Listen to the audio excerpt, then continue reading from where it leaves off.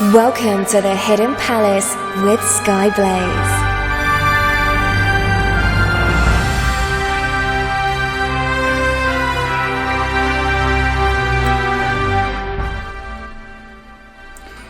Good morning, afternoon, evening or night, wherever you are in the world. I'm Greyfore, and this is the Hidden Palace here on Radio SEGA. Sadly, Skyblaze couldn't make the show tonight for health reasons, but as they didn't want to have you miss another show, I was asked to host instead. Well wishes to Skyblaze, and I hope you feel better soon. Yes, I bet you didn't expect this, did you guys? Now, I've a very important question for all of you. Where would we be without the internet? Well, for a start, you wouldn't listen to Radio SEGA, that's for sure. But obviously with all this, I'm actually referring to gaming, and SEGA has been trying to get access to their internet access to their consoles from as early as the Mega Drive and the Genesis in 1990. Starting with the SEGA Mega Modem in Japan, or the Telegenesis modem in the US, it was a modem which plugged into the back of your Model 1 Mega Drive and allowed certain games to gain additional features when connected to the internet. The main feature, of course, being online play. You got games such as GoNet and Sansan, which were versions of Go, which allowed you to play online with other people with the same cartridge. You also had Nikan Sports Pro Yakyu Van, I can pronounce that hopefully correctly somewhere, which visualised real-time baseball data, although you did have to subscribe to the Nikan Sports Van service to get access to this. Hello guys, yes, Brick Gamer, I hope Skyblaze feels better soon too. And hi Electric Boogaloo, hi Brick Gamer. And poor Skyblaze waving tidily there. Now, one of the more interesting games that you would get with online play is Cyberball, a futuristic American football game that has a neat little trick up its sleeve, or cartridge. If you slot the game into a Japanese Mega Drive, it will display all its text in Japanese. But place the exact same cartridge into a US or European Mega Drive, and it will display it in English. This is because they decided it was really easy just to, instead of making separate cartridges for everything, just to put it all into the one, and then just ship them as necessary in the right cases. The US and the European version sadly does lose the online functionality of it, as it was only designed to function on the Japanese consoles. Now, as I mentioned just a second ago, obviously, the Mega Drive modem was also known as the Telegenesis in the US. While this is true, it never actually got released. The Mega Modem came out in Japan in 1989, with plans to be released for the Telegenesis to be released the year after. But Sega decided to silently cancel that release, with no obvious reason as to why that might be. So, we'll go on to get some music going. First of all, we're going to have Cyberball, the standings track, as requested by Electric Boogaloo. And after this, we're going to have the Nikan Sports Pro Yakyu Van, sound code 89. So, enjoy the tracks, and we'll catch you after the break.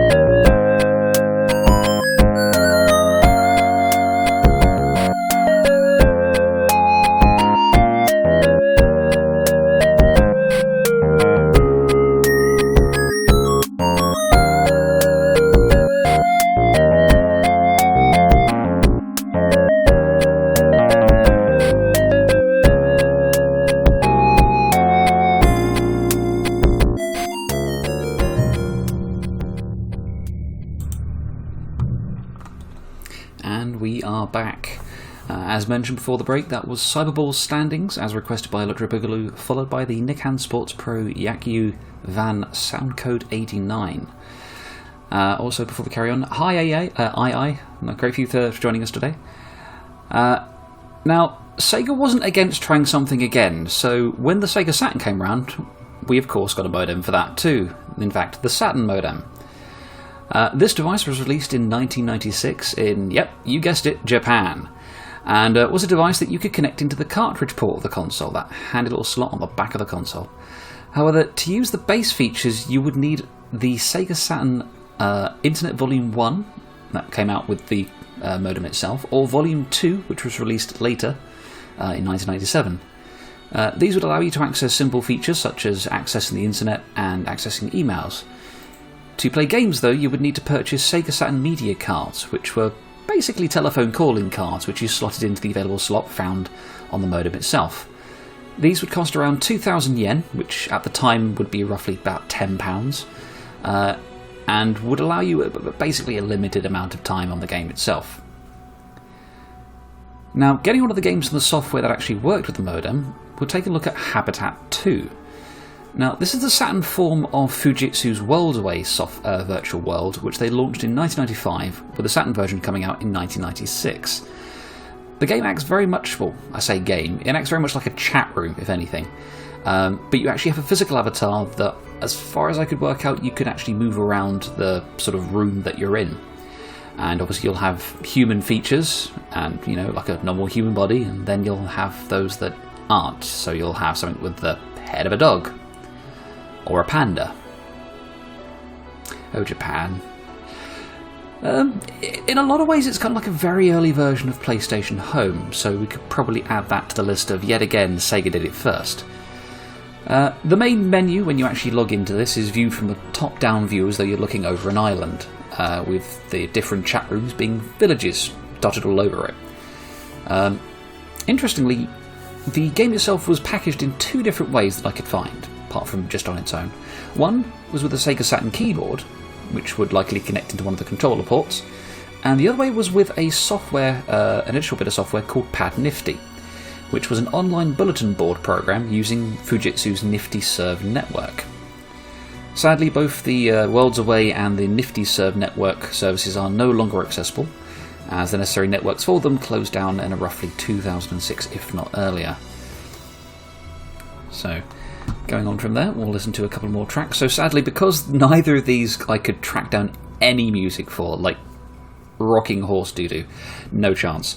So I've had to just pluck two things out of the air here. So going with the island theme, we've got Magic Knight Ray Earth with Forest of Silence, and just for the whole digital side of things, we'd go with Shadow the Hedgehog Digital Circuit.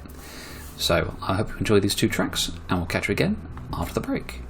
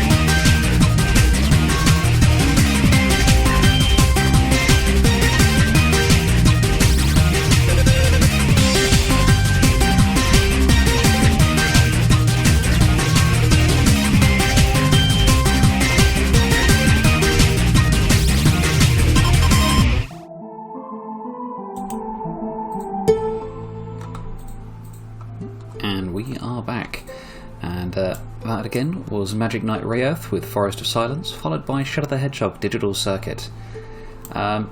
Just going actually back to the what I'd mentioned earlier, Electric Boogaloo did actually post in the Discord an interesting link that I've just had a little peruse through.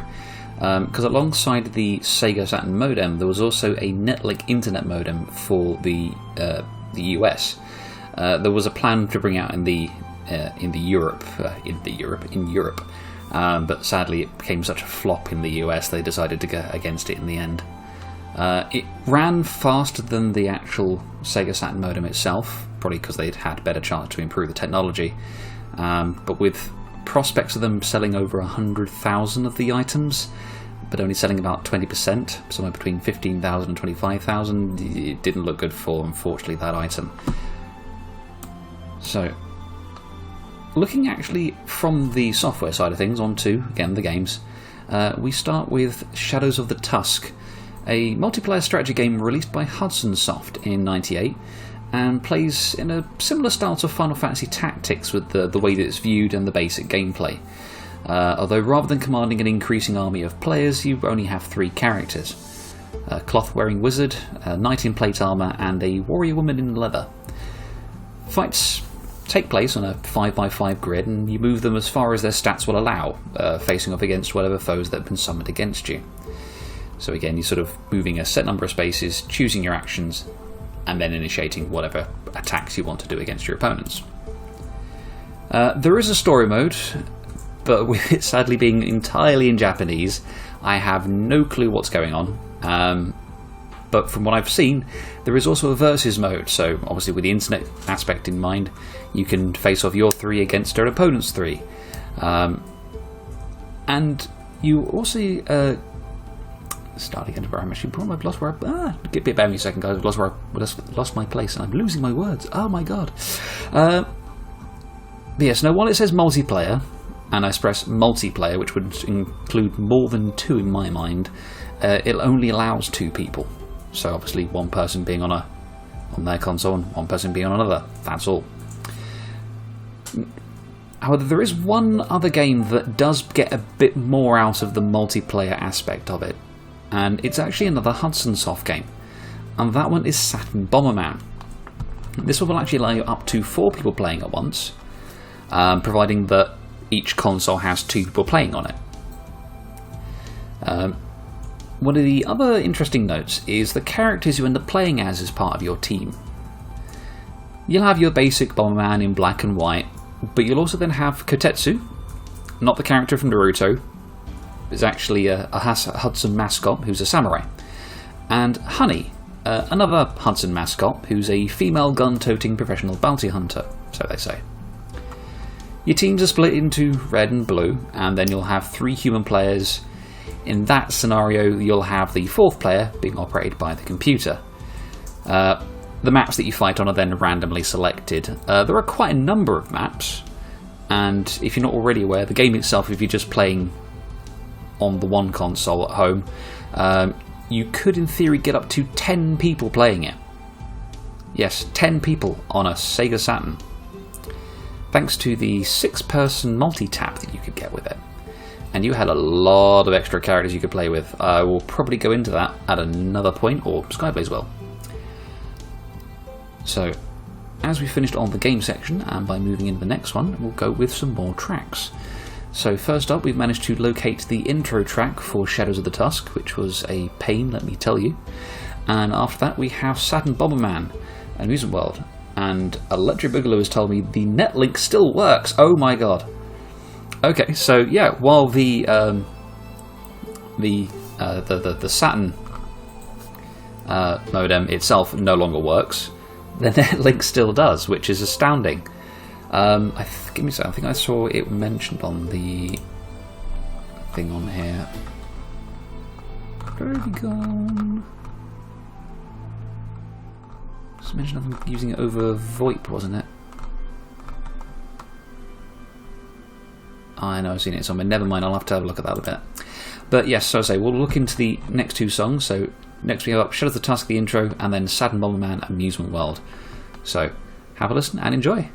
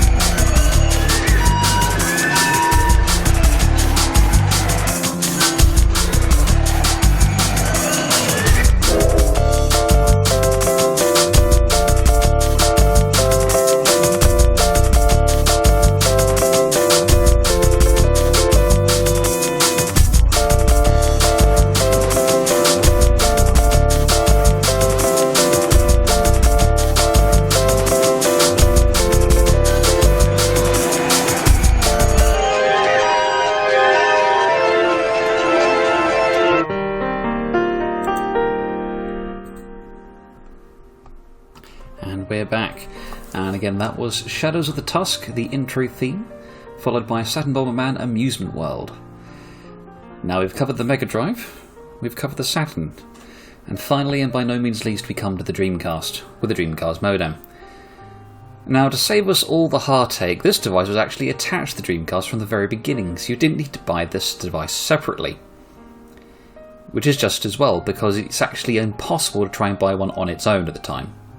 You might find them now for spare parts, but you wouldn't be able to buy them in the shops, that's for sure. Now, compared to the Mega Drive and the Saturn's combined 27 games and software, the Dreamcast had over 200 games, with some form of online function to them. As such, I won't be able to cover them all here, but we might be able to dip into that game pile at some point for another episode down the line. Now, as may have been mentioned in a previous episode too, while the dial-up service that it used is no longer functioning in a lot of cases, there are some clever tricks that you can pull to try and get it working, such as the Dream Pi, which is a Raspberry Pi which will emulate the dial-up service. Or if you decide you want to be a bit more complex about it, you can connect your Dreamcast to your PC via a 56k modem card that you will somehow find from like the deep dark recesses of some sort of tech cupboard somewhere, and then connect your PC to your standard broadband router via Ethernet. You would then need to install a virtual machine onto your PC to then make a bridge between the modem, and after further tinkering, all in all, it will then start working. But in all honesty, if you can't bother to go through that, I would highly recommend using the Dream Pi. It's going to be far easier for you to do it that way. Which means you can do things such as playing Phantasy Star Online, because there are still servers for that to this day, as far as I'm aware. Speaking of Phantasy Star Online, that's where we're going to be going next in terms of our tracks. So, before we go into the chiptune corner, and before we even go to the chiptune corner, and before we even play the tracks, BritGamer has posted me a link. Bear with me a second, folks. And apparently, there is an item called Beetle DC Libretto, which is, I hope I pronounced that even anyway correctly, which now apparently has gained modem and PPP support. It leverages DreamcastLive.net, which makes it possible to still play games while the original servers are down. Ooh, that's very useful. So if there are any online games that you want to play, such as Phantasy Star Online, this is also another way to go about doing it.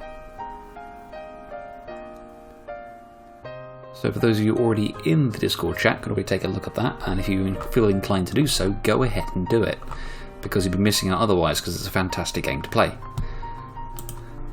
So, before I was quite gracefully interrupted, we'll be going on to some more tracks. So we have Phantasy Star Online, the crazy program, followed by Power Stone 2, Background Music 6. So enjoy these tracks, and we'll catch you next for the Chiptune Corner. See you in a bit.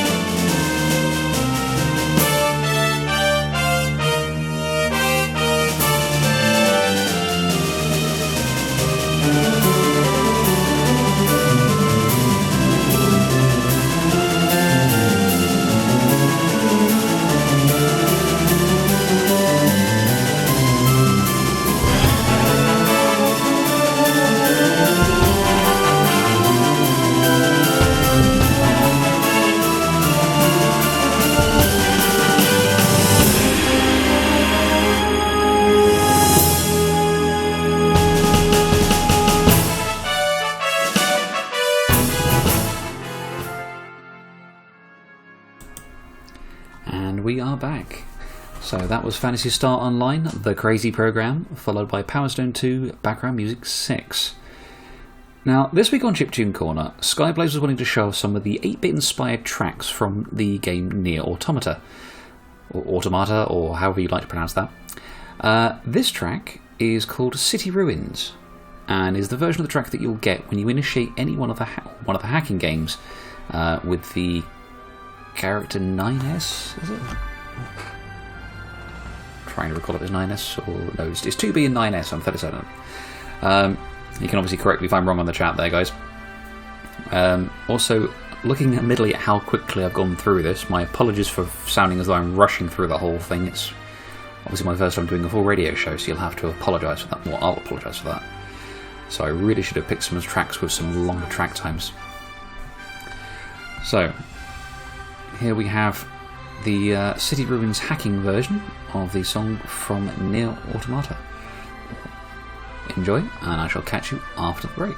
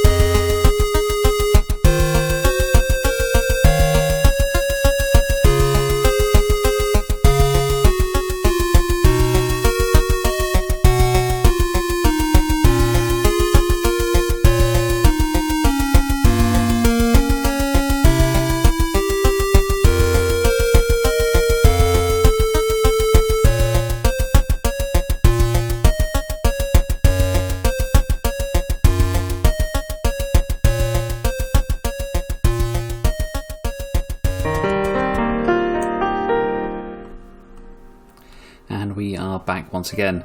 So that was the hacking theme, the hacking track for City Ruins from Nier Automata. Actually quite enjoyed that one. It's quite a nice sort of subtle track, but still has that lovely little chip-tuney sound to it. But yes, unfortunately we have come to the end. Obviously I hope everyone's enjoyed the episode today. Obviously with my fantastic chance of showing off my showcasing my voice once again to you lovely people, because apparently a lot of people enjoyed that the last time I helped out with Skyblaze's episode on Star Wars Day. But yes, I'd like to thank everybody in the chat. That includes II, Brick Gamer, Electric Boogaloo. Was there anybody else? I'm certain there was somebody else in this list in there. Make sure I'm not missing everyone. Oh yeah, Brick Gamer, Electric Boogaloo. I think that might be it. Oh, and of course Skyblaze. Of course, we can't forget Skyblaze, can we? So yes. Obviously, again, if you have any suggestions, be it for shows that I could do, or shows that obviously you want Skyblaze to, or ideas that you want Skyblaze to take on, please obviously let her know at Twitter, at Blazing Skies, on Discord at Skyblaze42, or via the Radio Sega Facebook and Twitter. Obviously, up next is going to be Saturday Night Sega. Obviously, you've got a little while to take a break, grab some food, drink, and obviously apologise again for running through this so quickly. So this is what I get for doing this for the first time round, all on my own. It's a bit scary for me.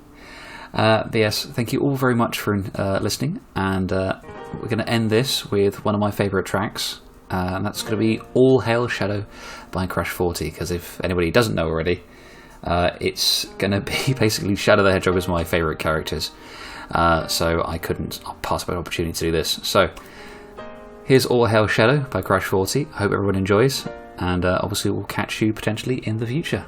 Have fun, guys. Bye.